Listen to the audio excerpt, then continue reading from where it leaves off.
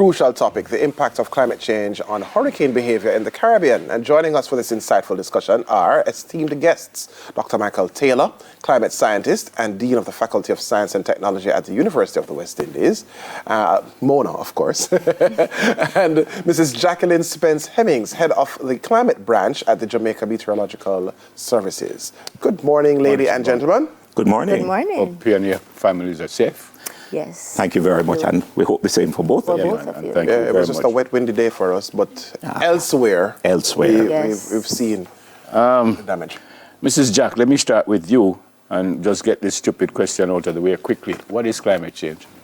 So climate change is that expected. Climate is the pattern. Whether it's your day-to-day pattern that you get, climate is your 30-year, so a longer period. So a change in that 30-year norm that you expect. So for example, rainfall, you expect rainfall May, June, and then again August, September, October, right? Right. And climate change is saying maybe that won't happen again.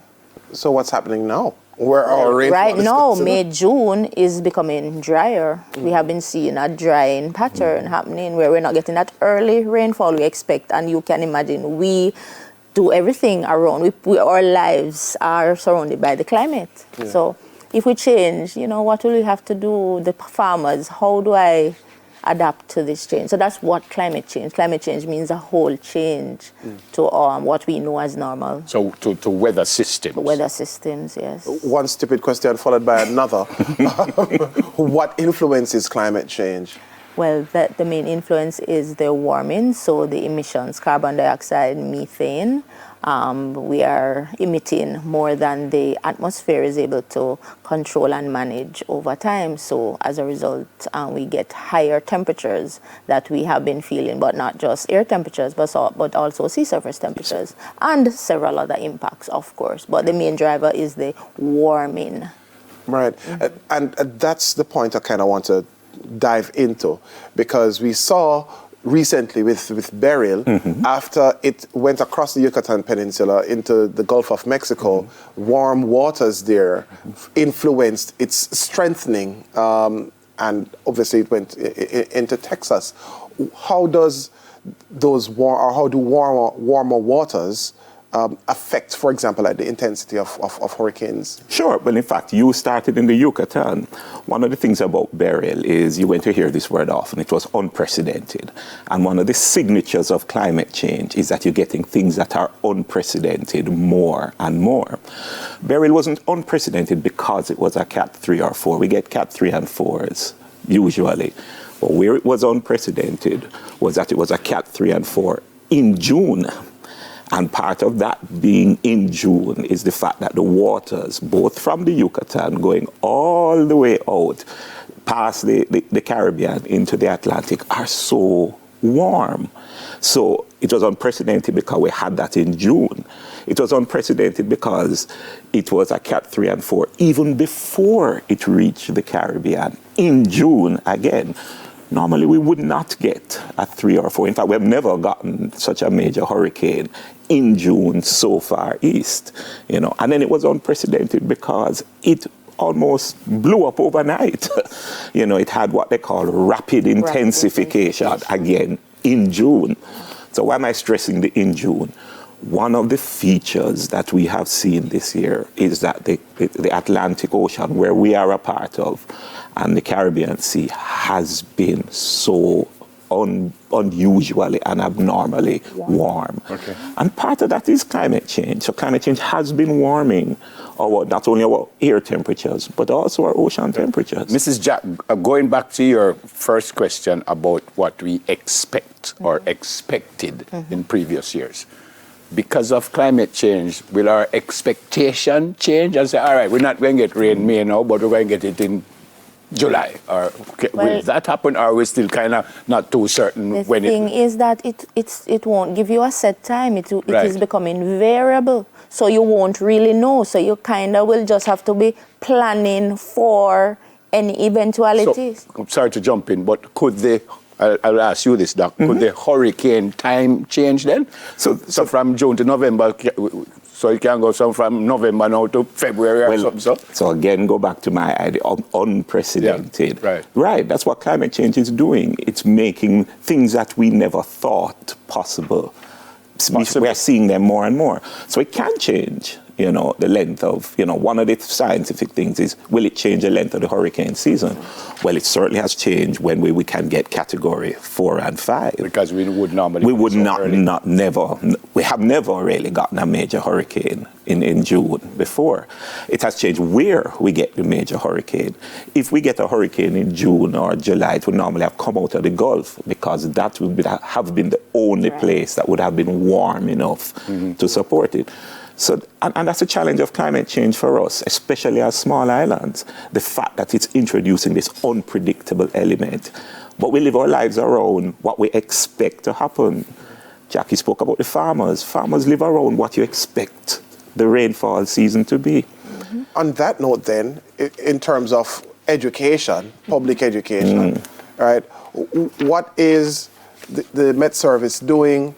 What's the University of the West Indies doing to kind of get people on board to say, hey, listen, climate change is real. It's affecting us in these specific ways. This is how we can be more resilient. And I mean, Jamaica is a small island nation. I don't think our contribution to climate change would be as significant as much larger, more industrialized spaces. Not. So how do we get everybody on board and to kind of be a little more aware and be more resilient?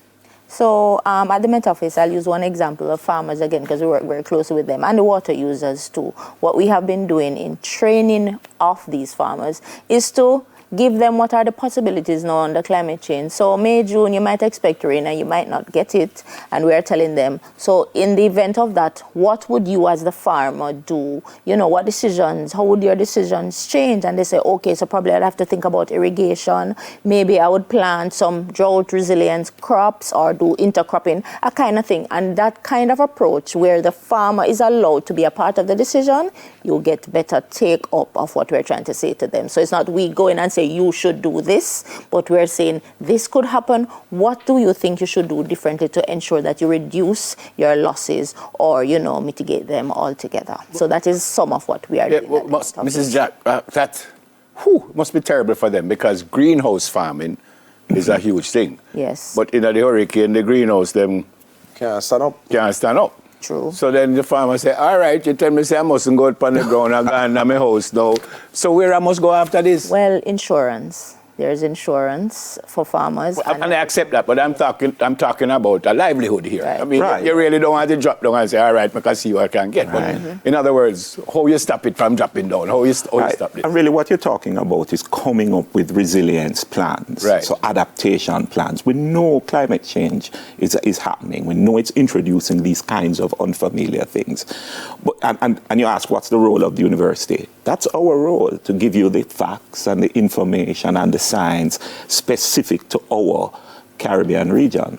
Well, if we know it, then we now must create the plans to live. So what the farmer must do, remember, he has to adapt to all kinds of climate change, not just hurricanes. He has to deal with heat. He has to deal with variable water supply. So greenhouse farming in one respect is a good plan. Now we have to figure out how to make greenhouse resilient to that side of climate change. But we have to do this across our whole way of life. You, me, the water sector, the infrastructure sector. I think Beryl has taught us that we need to talk resilience in infrastructure. And if I could give you one lesson that I think Beryl has taught us, right now we are rebuilding due to Beryl. But we have to rebuild right now, bearing in mind that Beryl is the beginning of the season. And we may get another Beryl later in the season. Don't say that, Doc, please. How are we rebuilding? We have to rebuild. So we're putting back on the roof on the hospital, we're putting back up the power lines. We can't put them back in the same way. No. In other words, we have to go slab roof instead of zinc. Well, we have to say what will allow us to live through something else in the season. Exactly. I started with a stupid question and I'm going to end with an even more stupid one.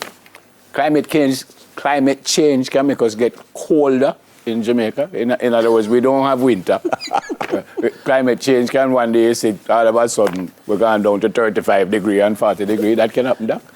Well, I remember where I started, this imprint of climate change is the unprecedented. The thing that you never anticipated could happen, would happen. So you can't rule it out. But the trend right now is clearly warming and warming. 32 degrees Fahrenheit in June. In June is important. Yeah, but this is, I don't want to use the word scary, but it's kind of scary because, as I said, if you don't know what to expect, I think it was William Shakespeare said expectation is the root of all heartache. So we just don't know what to expect. True, but the good thing is that when you know that you can do something, and that's the science and the research is being done, that certainly help us to build more resilient, to build better and more resilient. Would you be able to say, and the Met Office has been brilliant, but would you be able to say a little earlier when we can expect something now or no? Because as I say, the Met Service has been brilliant, but... when you say earlier, you're referring to the hurricanes? Yes, hurricanes. So normally we monitor them from maybe tropical waves or if a trough, whatever the system that becomes a hurricane, but we don't necessarily send information out to the public because understand we don't want persons to panic unnecessarily. Right. So we wait to see, progression before, but we monitor and, the nation can be assured that we are monitoring. I just want to say one final thing. So there was this app called Zoom Earth that I was using throughout. I think a lot of people were actually. Right. We should pay more attention to those things too, right? And just to kind of and wait on you to say, hey, this is something to be concerned about. And the age of technology and social media actually plays a good role. Yes. Part of the reason why I think in Jamaica we were a little bit more prepared for this is we saw what happened in Grenada almost instantly. Right. And so you saw what Beryl could do. Right. And so so we take advantage of those things in addition to the wonderful work the Met Service is doing. Well explained, Mrs. Dr. Mike. I changed them name from them. That's fine. But I'm now going to give it them right. I am climate scientist and Dean of the Faculty of Science and Technology at UMONA, Dr. Michael Taylor, and head of the climate section of the Jamaica Met Service, Mrs. Jacqueline Spence Hemmings, right? So everybody knows. When we return, we have two journalists who will share their harrowing experience covering Hurricane Beryl in St. Elizabeth and how a Samaritan came to their aid. Stay tuned. Right now, nobody can cross it. Only who can.